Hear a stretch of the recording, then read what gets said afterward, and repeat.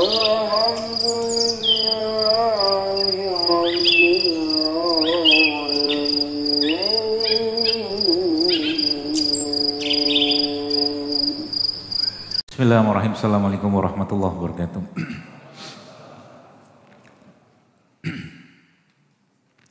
Alhamdulillah wassalatu wassalamu ala Rasulillah wa ala alihi wa sahbihi wa mawala. Asyhadu an la ilaha illallah wahdahu la syarika la wa asyhadu anna Muhammadan abduhu wa rasuluhu biya ba'da. Allahumma shalli wa sallim ala nabiyil karim nabiyina Muhammadin sallallahu alaihi wasallam wa ala alihi wa ashabihi wa man tabi'ahum bi ihsan ila yaumil qiyamah amma ba'd. Qala Allah Ta'ala fil Qur'anil Karim, a'udzubillahi minasyaitonir rajim. Qul in kuntum tuhibbunallah fattabi'uni bikumullah wa yaghfir lakum dzunubakum wallahu ghafurur rahim. Ya mas sekalian, kita bersyukur pada Allah hari ini di hari Jumat menuju hari Sabtu ini Allah masih berikan kesempatan kita untuk hadir kembali di buminya ini, untuk berada di rumahnya ini, dan untuk lebih banyak lagi bersyukur dan pasti mentadaburi ayat-ayat Allah Subhanahu wa taala yang begitu banyak tersebar di sekitar kita. Ayat-ayat tersebut tidak lain tidak bukan dijadikan Allah sebagai tanda-tanda kebesarannya untuk kita berpikir, merenung, mentadaburinya agar kita semakin dekat dan semakin tahu kita ini hidup mau ngapain dan setelah hidup ini mau ngapain. Urusan kita di dunia ini banyak, tapi urusan kita setelah di dunia jauh lebih banyak. Ya maka ketika hidup di dunia seperti ini yang kita lakukan ya lebih dominan pastinya dan harus menjadi prioritas utama kita adalah kebaikan, kebaikan, dan kebaikan. Jangan buat musuh ya, tapi perbanyak teman. Perbanyak orang-orang yang nanti bersaksi kepada kita ya di yaumil hisab akan kebaikan-kebaikan yang kita lakukan. Itu sebabnya kalau kita sudah semakin tahu tentang esensi kehidupan, maka kita akan berpikirnya bagaimana untuk mempersiapkan kehidupan lagi setelah ini. Ya. Mukmin itu Bapak sekalian, kalau kita belajar dari kisah-kisah para sahabat, ya, kisah-kisah para salafus soleh, Rasulullah sendiri pastinya, kita nggak butuh banyak motivator. Motivator kita cukup satu aja, atau dua lah mungkin bahasa saya. Motivator kita dua. Kalau nggak surga, neraka. Motivator kita, surga memberikan motivasi kepada kita untuk masuk ke dalamnya. Neraka memberikan motivasi kepada kita untuk jangan sampai masuk ke dalamnya. Cukup itu aja. Kalau kita sudah semakin tahu tentang esensi, maka kita akan berpikir, terus berpikir, merenung ya. Untuk berkata-kata, untuk bersikap, untuk melihat, untuk ngapa-ngapain itu mikir dulu. Afala ta'qilun kata Allah. Tidakkah engkau berpikir? Afala tadabbarun? Ya. Mata Anda sekarang melihat saya berkedip tanpa Anda perintahkan. Mata kita sekarang, jantung yang ada dalam badan Anda sekarang berdetak berdenyut tanpa kita perintahkan. Aliran darah sekarang ini berjalan mengalir tanpa kita perintahkan. Semua berjalan dengan sendirinya. Bahkan mungkin tadi ada yang sempat makan, ketika makanan itu masuk ke tenggorokan kita dan katakanlah sudah sepertengah atau setengah jari kayak begini masuk ke tenggorokan, sudah tidak ada lagi peran kita di sana. Allah yang mengurusnya, Allah yang mendorongnya. Dengan kuasa Allah dan akhirnya itu sebagian menjadi bagian dari tubuh kita dan sebagian lagi berubah menjadi kotoran. Begitulah kuasa Allah. Maka Allah Subhanahu wa taala memberi sebuah ya atau mungkin memberi banyak sekali informasi kepada kita dari firman-firman Allah Subhanahu wa taala kepada kita semua. Contoh, sanurihim ayatina fil afaq wa fi anfusihim hatta yatabayyana lahum annahu haq. Kata Allah, kami akan perlihatkan tanda-tanda kebesaran kami di segenap penjuru langit dan pada diri mereka sendiri sehingga jelaslah bahwa Al-Quran itu benar. Apakah di sini katakanlah mungkin kita membahas sedikit nggak ada tanda-tanda kebesaran Allah? Ada di sini. Ya, ini kenapa bentuknya kayak begini? Allah yang berkehendak kayak begini. Ketika bicara ini kenapa daunnya kayak begini? Allah yang berkehendak kayak begini. Gitulah. Dimanapun kita melihat kita akan melihat wajah Allah. Ya, di sini tanda-tanda kebesarannya di sini. Dan karena manusia itu makhluk hidup, Bapak Ibu sekalian, maka dia harus makan yang hidup-hidup. Ya. Ketika dia tidak hidup lagi atau yang dimakan sudah tidak hidup lagi, apa yang terjadi? Yang terjadi yang bermasalah pertama kali apanya? Hatinya akan bermasalah. Kolbunya, iman akan bermasalah. Ya. Itu sebabnya dalam Islam sering sekali saya sampaikan di kajian-kajian saya katakan bahwa Konsep sehat dalam Islam itu harus sehat, bukan sehat fisik dulu, sehat kolbu dulu. Kolbu itu harus sehat. Ya.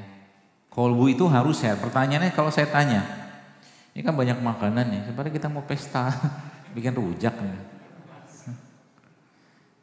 Ini sehat kan? Sehat kan? Kok ragu-ragu gitu jawabnya? Seolah-olah jawabnya keras. Sehat ya? Sehat. Bagaimana ini bisa menyehatkan kolbu Anda? Mau tanya dulu.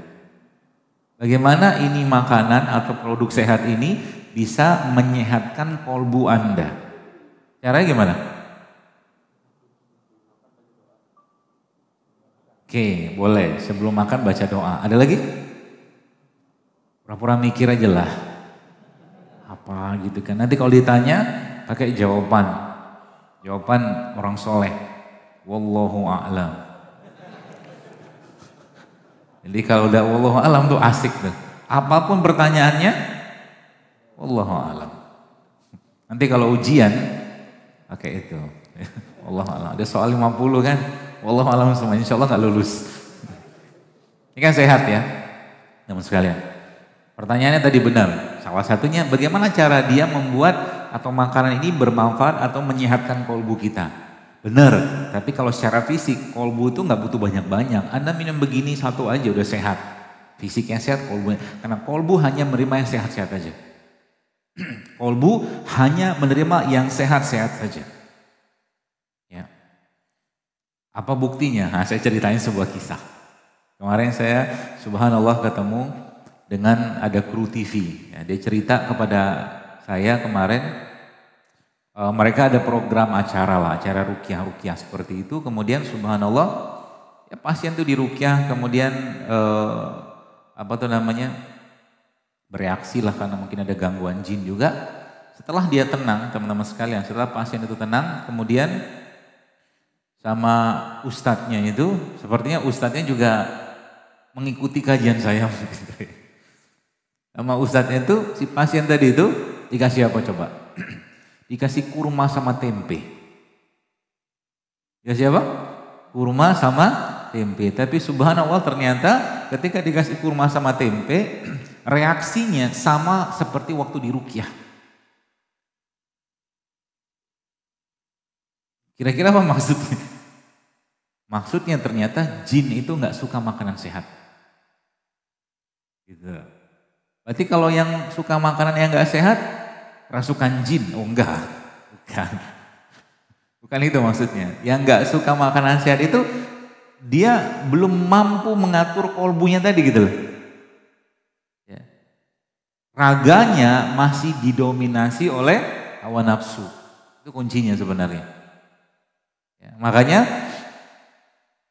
jin-jin itu nggak suka rimpang. Ini nggak suka. Ada 2 rimpang, antum tanyalah ke yang, saya bukan berukyah, tapi kebetulan lingkungan saya dekat sama teman-teman berukyah itu, biasanya mbak ada rukyah, itu salah satu resep yang mereka kasih untuk membersihkan badannya itu susu kambing sama madu. Ya, perbandingannya 1 liter madu sama 3 liter susu kambing. Itu perbandingan yang beberapa syekh-syekh itu menyebutkan itu perbandingan paling baik untuk membersihkan tubuhnya.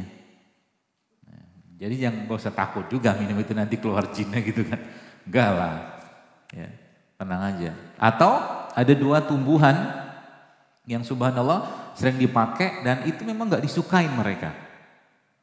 Yaitu apa? Bukan. Versi Indonesianya Pak. Kalau bilang udah jelas. Brotowali sama temulawak. Gak suka dia, pahit. Karena jin itu memang beredar di darah. Jadi kalau darahnya banyak micin, gitu kan, suka dia. Ya. Darahnya banyak, sampah-sampahnya suka dia. Karena dia suka yang kotor-kotor kan gitu kan. Seperti itu. Dia gak suka begini-beginian. Maka memang butuh ekstra. Butuh ekstra perjuangan jiwa. Untuk minum kayak beginian loh. Coba deh saya tanya, ini kan jahe nih, atau mungkin agak sedikit Itulah misalkan anak-anak muda zaman sekarang ini kan kunyit nih. Kunyit. Kunyit ini Bapak sekalian, sebola saya masukin di sini kan kalau dikasih agak-agak pahit gitu kan dia kan. Saya kasih Anda es teh manis, kira-kira pilih mana? Coba pilih yang mana, jujur aja lah. Pasti pilih es teh manis kan? Karena lebih, lebih sesuai dengan hawa nafsu kita yang bisa kita minum. Untuk minum beginian butuh effort. Maka sering saya sampaikan, hidup sehat itu kayak bangun tahajud. Susah nggak? Susah. Tapi kalau orang bangun tahajud itu nggak dipaksain, sampai mati juga nggak bakal tahajud. Seperti itu, ya.